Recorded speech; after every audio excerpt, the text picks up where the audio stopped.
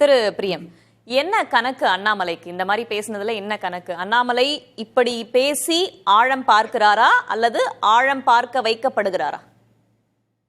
அண்ணாமலை இப்போ ஒரு அடிபட்ட புள்ளியா இருக்கார்.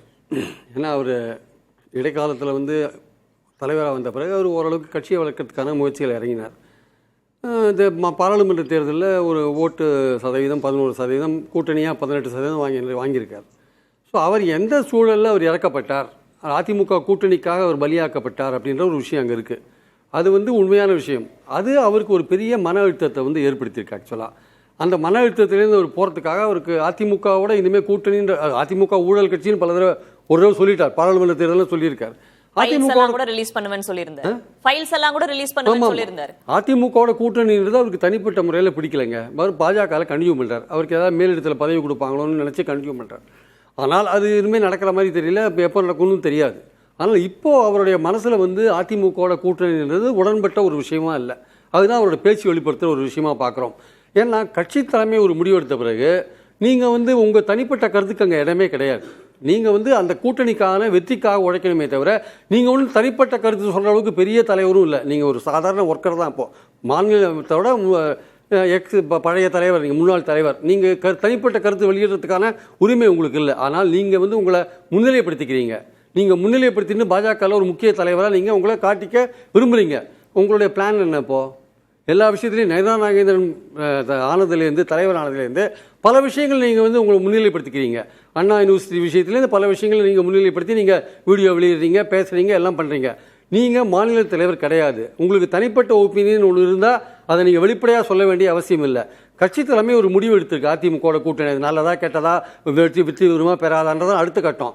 ஆனால் நீங்கள் பாஜக கூட்டணியான அது மாதிரிலாம் கிடையாதுங்க, பாஜகவோட ஆட்சி தான் அடித்து சொல்கிறதுக்கு காரணம் இல்லை இல்லை இது தனிப்பட்ட கருத்து. இது ஒரு குழப்பத்தை உருவாக்குற ஒரு விஷயம்.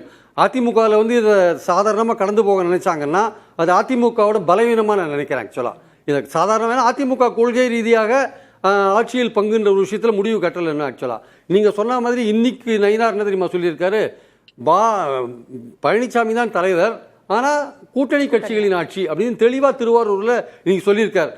அதிமுகவில் இருக்கிறவங்களாம் ஏதோ சாதாரணமாக இதை கடந்து போக பார்க்குறாங்க. இது சாதாரணமாக கடந்து போகிற விஷயம் கிடையாது.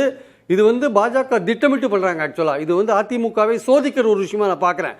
அவங்களுக்கு பயமாக இருக்கா இல்லை பலவீனமாக இருக்காங்களான்னு அவங்க தான் ப்ரூவ் பண்ணி ஆகணும். திருப்பி 78 இடங்கள் கேட்கிற விஷயங்களாகட்டும், அந்த லெட்டர் அனுப்பின விஷயங்களாகட்டும்,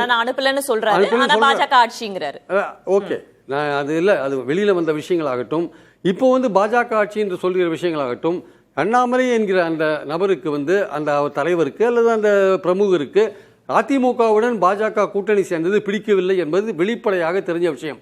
அப்ப இந்த பாஜக கட்சி தலைமை இவங்க சொன்ன மாதிரி தேசிய தலைமை இருக்கலையே, அவங்க இதை பார்த்துக்கிட்டு தான் இருப்பாங்க. ஒருவேளை அவர்களுக்கு இதில் ஒப்புதல் இல்லை என்றால் கண்டித்திருப்பார்கள் இல்லையா? கண்டிப்பாக கண்டிக்கக்கூடிய காலம். ஏன்னா நயினார் நாகேந்திரன் சொல்றார். நயினார் நாகேந்திரன் சொல்றது எடப்பாடி தலைமையில் கூட்டணி ஆட்சின்னு சொல்றார். ஆனால் இவர் சொல்கிறது வித்தியாசமானது. பாஜக தலைமையில் ஆட்சின்னு சொல்கிறது அது கொஞ்சம் வித்தியாசமானது. அப்போ அஇஅதிமுக என்ற கட்சி அங்கே இருக்கிறத மறந்துட்டார். அமித்ஷா என்ன சொன்னார், அஇஅதிமுக தான் தலைமை, கூட்டணிக்கு தலைமைன்னு சொன்னார். ஆனால் அமித்ஷாவும் கோயலேஷன் கூட்டணி ஆட்சின்னு சொல்லியிருக்கார். அமித்ஷாவும் என்டிஏ ஆட்சின்னு சொல்லியிருக்கார்.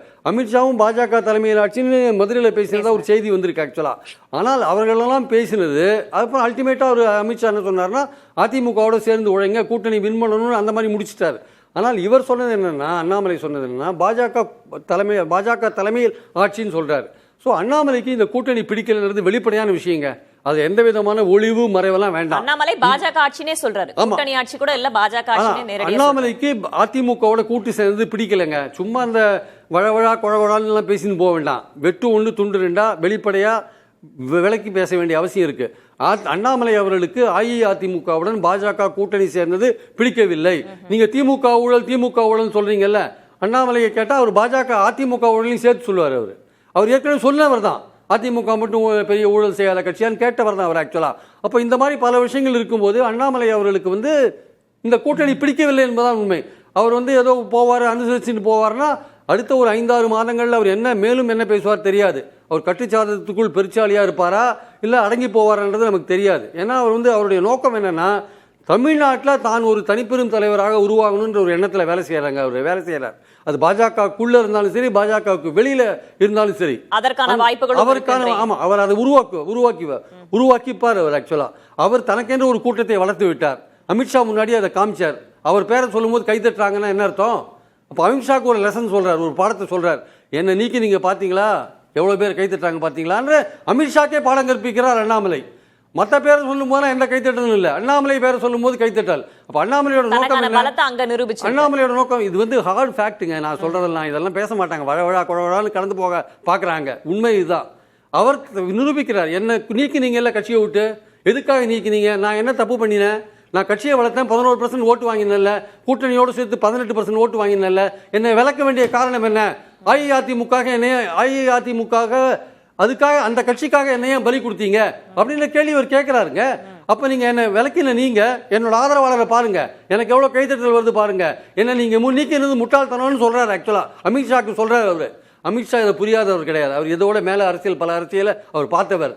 ஸோ அண்ணாமலை வந்து நேரடியாக அமித்ஷாவுக்கு உணர்த்திய விஷயம் என்ன, நீங்க நீக்கினது தப்பு அப்படின்றதான். அடுத்த விஷயம் அவர் உணர்த்துற விஷயம் அதிமுக சேர்ந்தது தப்பு. அப்ப இனிமே அவர் என்ன பண்ணுவார்? அண்ணாமலை இனிமே தனி ரூட் எடுப்பாருங்க. அது டெஃபினட்டா இன்னைக்கு தனி கட்சியாக இருக்குமா? அது தனி கட்சியாக இருக்கலாம். இல்ல பாஜகவிலேயே அவருக்கு ஏதாவது இம்பார்ட்டன்ஸ் கொடுத்தா அது வந்து அடிக்கடி இந்த மாதிரி விஷயங்கள்லாம் பேசி இந்த கூட்டணிக்கு ஒரு பிரச்சனை உண்டாக்குற விஷயங்களாம் இருக்கலாம். இனிமே மேலிடம் தான் முடிவு பண்ணணும் அண்ணாமலையை பத்தி. இனிமே அடுத்த 4-5 மாதங்களுக்கு அவருக்கு அஇஅதிமுக என்ற கட்சி தன்னை பழிவாங்கி விட்டது அவர் நினைக்கிறார். அவரை பழி வாங்கினது, அவரை பதவியை விட்டு நீக்கினது அஇஅதிமுக என்று அவர் உறுதியாக நம்புகிறார். இந்த கூட்டணிக்காக தன்னை பலியிட்டாங்களே, நம்ம சின்சியரா நம்ம பாடுபட்டோமே அப்படின்னு அவர் நினைக்கிறார். இதுல வந்து ஏதோ அஇஅதிமுக பாஜக கூட்டணி பிடிக்காம நிறைய பேர் கலை போடுறாங்க, அதெல்லாம் கிடையாது. இதுக்கு பின்னாடி இருக்கிற பாலிடிக்ஸ் இதுதான். இதை மறந்துட்டு அதிமுக போனாங்கன்னா அவங்க ஒண்ணு பயப்படுறாங்க, இல்ல பலவீனமா இருக்காங்க. சரி, ஒரு நொடி திரு பொங்கலூர் மணிகண்டன் குறுக்கிட விரும்புனீங்க, சுருக்கமா.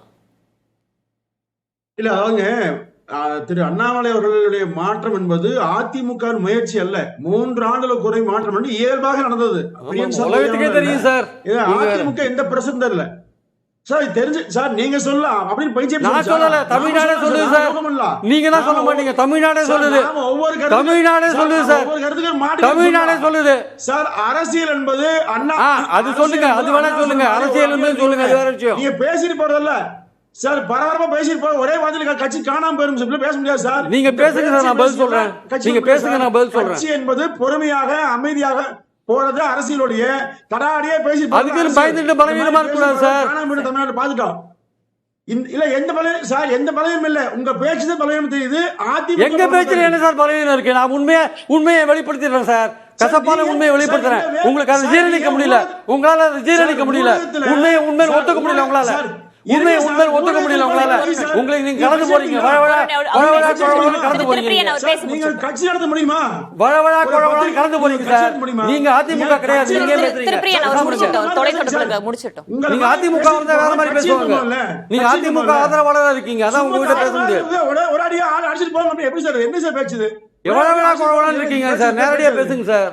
சும்மா எதுக்கு சார் வெளிப்படையா பேசுங்க சார். எதுக்கு அமைதியா போறீங்க? இப்படி எல்லாம் பேசிட்டு பாக்குறீங்க, அமைதியா போவீங்க. உங்கள மாதிரி ஆட்களை கேட்டு செய்ய வேண்டிய அவசியம் சார். நீங்க பயப்படுறீங்க, பலவீனமா இருக்கீங்க. நான் உங்களை அடுத்த சுற்றுல வரேன். திரு சாமிநாதன் காத்திருக்காரு. திரு பொங்கலூர் மணிகண்டன் ஒரு நொடி நான் அடுத்த சுற்றுல உங்ககிட்ட வரேன். திரு சாமிநாதன் காத்திருக்காரு. திரு பிரியன் ஒரு நொடி. திரு சாமிநாதன், அண்ணாமலையோட இந்த ஸ்டேட்மெண்ட்டை நீங்க எப்படி பார்க்கறீங்க? பொங்கலூர் மணிகண்டன் ஒரு நொடி ஒரு கெஸ்ட் வெயிட் பண்றாங்க, நான் முடிச்சிட்டு அடுத்த சுற்றுல வரேன். திரு சாமிநாதன், ஆர்வி உதயகுமாரோட அந்த பதில், அண்ணாமலையோட ஸ்டேட்மெண்ட் எப்படி பார்க்கறீங்க? ஒரு நொடி திரு பிரியன். திரு சாமிநாதன், நீங்க பேசுங்க. திரு சாமிநாதன், திரு பொங்கலூர் மணிகண்டன் ஒரு நொடி.